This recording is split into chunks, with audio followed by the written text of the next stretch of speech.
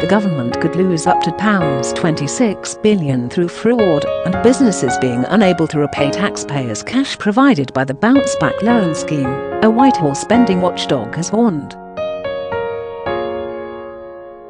Chancellor Rishi Sunak unveiled the scheme in April to provide quick loans of up to £50,000 or a maximum of 25% of annual turnover to small businesses during the pandemic. Officials expect to lend between £38 billion and £48 billion by November 4, far higher than the £18 billion to £26 billion planned when it launched, according to the National Audit Office. But the watchdog said conditions for using the scheme were far less strict than for other loan options.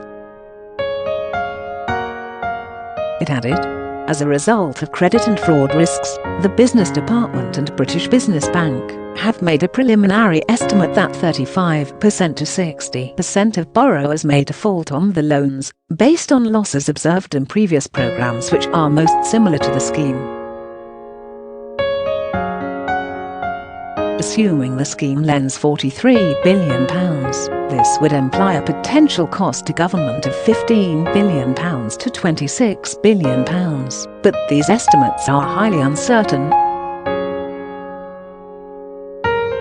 Close quote. Now boss Gareth Davies said, with concerns that many small businesses might run out of money as a result of the COVID-19 pandemic, government acted decisively to get cash into their hands as quickly as possible.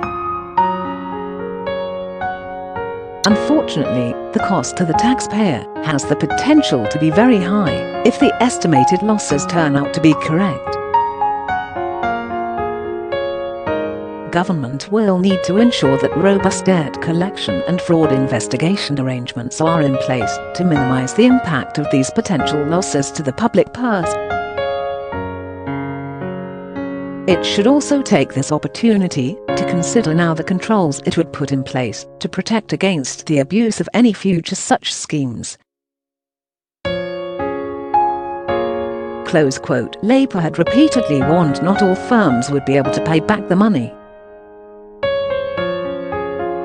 UKHospitality Chief Executive Kate Nicholls warned pubs, clubs and restaurants will lose far more than 500,000 jobs by Christmas unless Mr Sunak announces a new support scheme.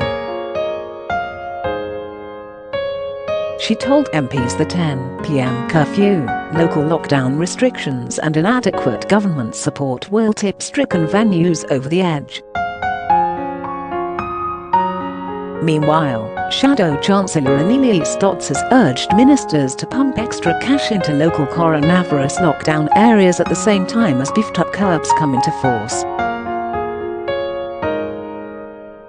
Ms Dodds criticised the government for providing funds affected long after communities were slapped with new restrictions. Support for local areas has only ever come after restrictions have been imposed. For example, a month later in Leicester's case, she told the Commons. When will this government finally be in a position to deliver support hand in hand with the imposition of restrictions, not trailing them? Blasting the inconsistent funding, she said Leicester received £3 million, the Liverpool City region got £7 million. There was an undefined amount for the North East and nothing for Greater Manchester or the West Midlands. Treasury Minister Steve Barclay said the government would keep listening, keep striving to be creative in response to the challenges we face, and act where it could. Mr Barclay was hauled to the Commons to face an urgent question as businesses and communities hit by tighter curbs feared for their futures. But Chancellor Rishi Sunak insisted local lockdowns were working, and the alternative was national restrictions. He told the BBC, that clearly wouldn't be appropriate, and we should try and avoid that, if we can, given that there are areas of the country which aren't seeing either this level of growth or absolute level of transmission, and therefore in those areas we can afford to take a slightly different approach. That is a better way to go, this more targeted, localized approach. Boris Johnson's spokesman said, "We keep all of the measures we have under review. But we have recently set out a package of measures with the specific intention of reducing the R rate and limiting the spread of the virus." Close quote.